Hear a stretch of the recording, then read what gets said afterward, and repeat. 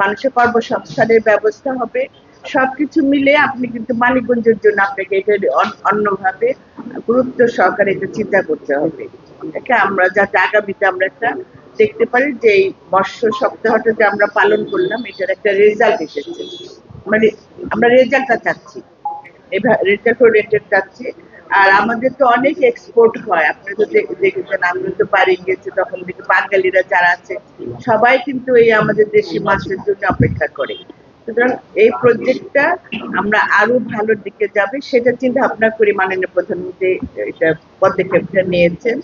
আশা করি আপনিও সেইভাবে মানিকগঞ্জের জন্য কাজ করবেন। আর যেহেতু মৎস্য ব্যবসায়ী যে তার যে কথা বললো, তার যে সমস্যাগুলি, কোন সমস্যাগুলি সমাধান করলে তার জন্য সুবিধা হবে, ঋণ দিলেই তো হবে না, ঋণটা নেওয়ার পর সেটা সুদও করতে হবে, সবকিছু মিলিয়ে একটা আপনি ওদের সাথে আলাপ করে যেটা যে প্রস্তাবটা দিলে মনে করেন যে ক্যাবিনেটে আমি আনতে পারবো সবার জন্য, সেটা আপনি আমাকে ওই প্রস্তাবটা দিবেন। আর আপনি কাজ করতে যে এখানে এই মৎস্য চাষ করতে যে কি কি সমস্যার মধ্যে আপনি আছেন সেটারও একটা বিস্তারিত আমাকে একটা নোট করে দিবেন, যেটা নিয়ে আমি কাজ করতে পারি, আগামীতে যাতে কাজ করতে পারি।